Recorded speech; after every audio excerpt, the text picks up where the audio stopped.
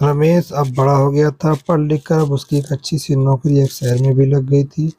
कुछ दिनों के बाद उसके माँ-बाप उसकी शादी एक सुंदर और सुशील लड़की से करा दी, जो कि वह भी नौकरी करते थे। अब रमेश और पत्नी दोनों जॉब करते हुए एक ही साथ शहर में बस गए थे। कुछ दिनों के पश्चात रमेश के पिताजी भी अब इस दुनिया को छोड़कर चले गए, जिसके बाद उसकी माँ एकदम सी अकेली सी हो गई थी। जिसके बाद कुछ दिनों के बाद रमेश अपनी माँ को अपने साथ रहने के लिए शहर ले आया। जिसके बाद शहर में आकर रमेश की माँ खुद को एकदम अकेली पाती थी।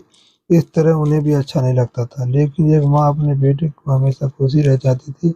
धीरे धीरे वह शहर में रहना भी सीख जाती है, लेकिन रमेश और उसकी पत्नी हमेशा अपनी माँ को समझाते रहते थे कि ऐसा मत करो, ऐसा मत करो। मतलब कि वो अपनी माँ को गांव की एक ही तरह से गंवार ही समझते थे।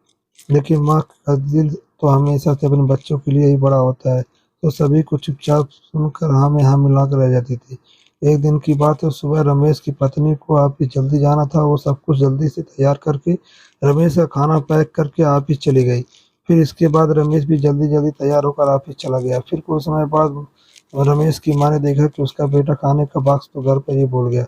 माँ ने बिना देरी करते हुए फटाफट ऑफिस पहुंच गई और पास में एक कुर्सी पर बैठकर, क्योंकि कंपनी के बाहर व्यक्ति को अंदर जाने के लिए मना था, सो फिर बेटे का दिक्कत ना आए इसलिए फ़ोन पकड़ के मैसेज किया। लेकिन रमेश अपने काम में बिजी था, तो माँ की मैसेज पर जवाब ध्यान नहीं दिया। लेकिन उसकी माँ बाहर कब से इंतजार कर रही थी। इस तरह कई घंटों तक बीत गए। इस बीच कई मैसेज भी किए, लेकिन रमेश कोई उत्तर नहीं आ रहा था। इस तरह रमेश की माँ को चिंता होने लगी कि लेकिन रमेश अपनी माँ के कई मैसेज आने के बाद वह अंदर ही अंदर खूब गुस्सा होने लगा। आज तो उसने तय कर लिया था कि आज घर जाकर माँ को खूब अच्छी तरह से समझा दूंगा कि ये इसका गांव नहीं है, जो कुछ भी मनमानी करती रहेगी। और इस तरह शाम हो गई। अब रमेश घर जाने के लिए कंपनी से बाहर निकला तो देखा उसकी माँ तो बाहर ही खड़ी है, जिसके देखा उसका गुस्सा अब सातवें आसमान पर था और बिना कुछ पूछे ही अपनी माँ को डांटने फटकारने लगा कि पहले तब पर घर में ही खाली बैठे बैठे मैसेज पर से परेशान करती थी और अब तो उसकी कंपनी में भी आ गई। आखिर उनका यह गांव नहीं है जो मनमानी करती रहेंगी। यह सुनकर रमेश की माँ ने खाने का टिफिन रमेश की ओर आगे बढ़ा दिया, जिससे देखकर रमेश को अब समझते हुए देर न लगी कि वह अपने खाना भूल गया था, जिससे माँ ने उसे देने के लिए यहाँ आई थी। इसके बाद रमेश को की माँ बोली, बेटा भले ही तू बड़े हो गए हो, बड़े शहर में रहने लगे हो, भले ही अच्छे बुरे की ज़्यादा समझ आ गई हो, लेकिन मेरे लिए आज भी मेरे कलेजे का टुकड़ा ही हो, जिसे मैंने बचपन से लेकर आज तक पालते हुए आ रही हूँ। रमेश की अब आँख खुल चुकी थी कि आखिर उसकी माँ उसकी परवाह करते हुए खाना लेकर आई थी, जिस वजह बिना सोचे समझे अपनी माँ को डांटते जा रहा था।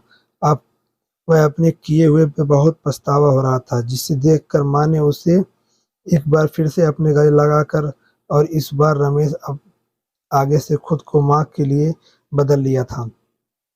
अब उनकी पहले से ज़्यादा अच्छे से देखभाल करने लगा था, जिसके बाद माँ को अब शहर भी अच्छा लगने लगा था, क्योंकि अब उसका बेटा फिर से उससे मिल गया था। इस कहानी से क्या शिक्षा मिलती है? इस कहानी से यही शिक्षा मिलती है कि एक तरफ जहाँ हम पढ़ लिख कर खुद को ज़्यादा ही समझदार समझने लगते हैं, जिससे जाने अनजाने में माता-पिता की बातों को गलत साबित करने में लग जाते हैं। लेकिन हम सभी ये भूल जाते हैं कि जिस माँ-बाप ने अपने बच्चों की खुशियों के लिए अपनी खुशियों तक का त्याग कर दिया, वो भला माँ-बाप अपने बच्चों को कैसे बुरा कर सोच सकते हैं।